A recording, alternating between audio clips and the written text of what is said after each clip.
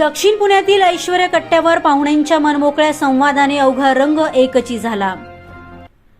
साहित्य, प्रशासन, शिक्षण आणि सामाजिक अशा विविध क्षेत्रातील मान्यवरांच्या मांदियाळीतील संवादाचा सूर ऐश्वर्या कट्ट्यावर उत्तरोत्तर रंगत गेला। माणुसकीच्या धाग्यात सारे रंगत गेले आणि अखेरीस अवघा रंग एकची झाला, अशी भावना सगळ्यांच्याच मनात निर्माण झाली।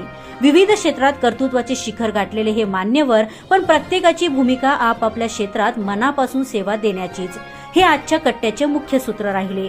संवादाची मैफल किती सुरेख रंगू शकते याचे प्रत्यंतर देणारा असा हा आजचा ऐश्वर्या कट्टा होता। कट्ट्याचे आजचे मानकरी होते ज्येष्ठ साहित्यिक आणि अखिल भारतीय मराठी साहित्य संमेलनाचे माजी अध्यक्ष डॉक्टर श्रीपाल सबनीस सर, यशदाचे संचालक आणि IAS अधिकारी श्री विशालजी सोळंकी, कमल नर्सिंग होमचे प्रमुख व कोरोना काळात खूप सामाजिक योगदान दिलेले डॉक्टर अशोकजी संचेती आणि ऑल इंडिया जैन कॉन्फरन्सचे उपाध्यक्ष श्री अशोकजी पगारिया हे होते। कार्यक्रमाची सुरुवात उपस्थित मान्यवरांच्या हस्ते दीप प्रज्वलनाने व मान्यवरांचे औक्षण करून करण्यात आली। त्यांना शाल, मोत्याची माळ, शिंदेशाही पगडी आणि सन्मानपत्र देऊन सन्मानित करण्यात आले।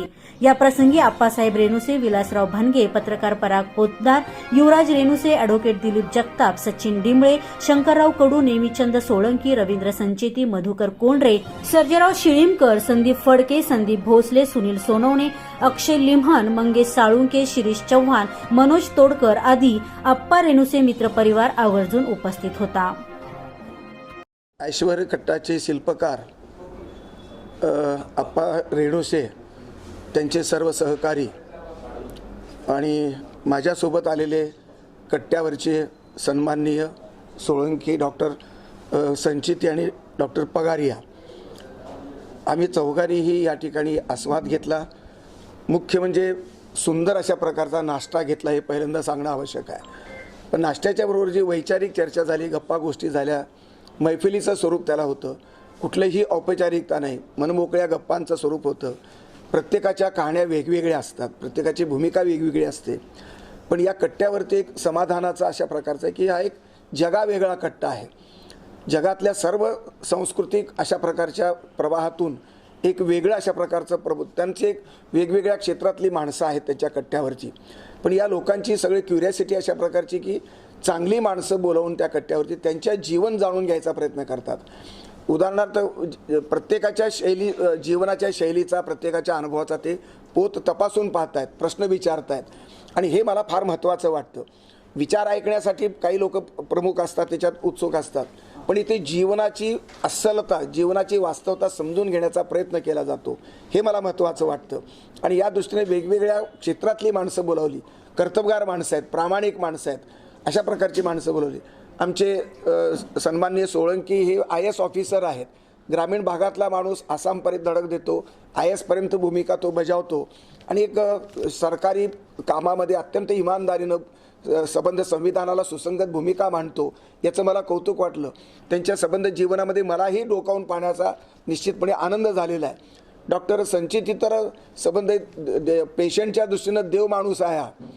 इंग्लंडच्या कुठल्या अमेरिकेमध्ये त्यांच्या संबंध कुठल्या डॉक्टरांना त्यांनी मदत करायला लावली, बोराना, ही फार महत्त्वाची गोष्ट आहे। त्यांचा संदर्भ तो अत्यंत महत्त्वाचे आहेत आणि एक कमीत कमी बोलले पण ते जास्तीत जास्त कृती करणारे गृहस्थ आहेत।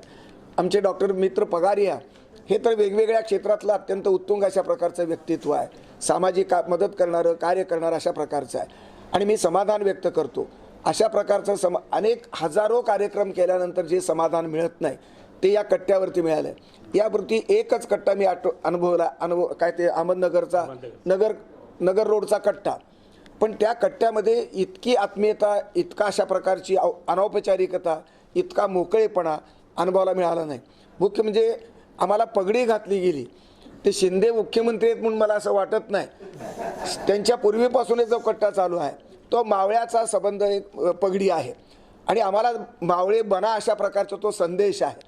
आमच्यामध्ये मावळे पण जर कुठे कमी पडत असेल, मावळ्याची संबंध, मातीची निष्ठा, माणसांची निष्ठा कमी पडत असेल तर ती जागृत व्हावी अशा प्रकारची प्रेरणा देणारा कट्टा आहे। म्हणून सर्व अर्थानं आनंद अशा प्रकारचा आहे। वैचारिक घुसळण, वैचारिक मंथन, त्यामध्ये विशेषतः सेक्युलर विचाराचं मंथन आहे, कृतिशीलतेला अधिक महत्त्व आहे, प्रामाणिकपणानं जगणं, माणसाचं जगणं कसं असावं, त्याला वेगवेगळे परिमाणं कशी असावीत, माणसाच्या परिपूर्णतेपासून विश्वाच्या संस्कृतीच्या परिपूर्णतेपर्यंत या कट्ट्यावरती विविध स्वरूपाची चर्चा झाली.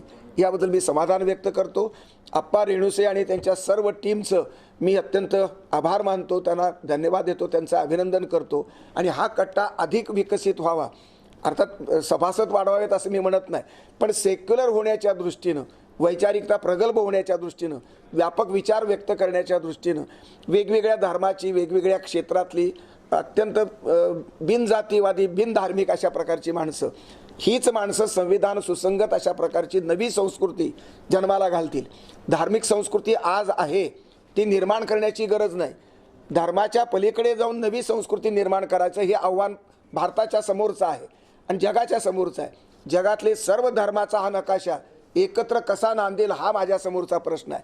सर्व धर्माची माणसं गुण्यागोविंदानं एकाच घरात राहतील अशा प्रकारचं नवं नागरिकत्व, नवी संस्कृती, नवा माणूस आणि नवं विश्व, नवा धर्म या निमित्तानं निर्माण व्हावा, त्याची ही सुरुवात आहे. आमचे हे सोळंकी म्हणाले होते की कोणीतरी म्हटलं क्रांतिकारक अशा प्रकारची छोटी घटना विनोदातून सुद्धा क्रांती घडू शकते. तर या छोट्या कट्ट्यातून मोठा अशा प्रकारचा क्रांतिकारक कट्टा निर्माण होईल अशी मी अपेक्षा व्यक्त करतो आणि शुभेच्छा देतो. धन्यवाद.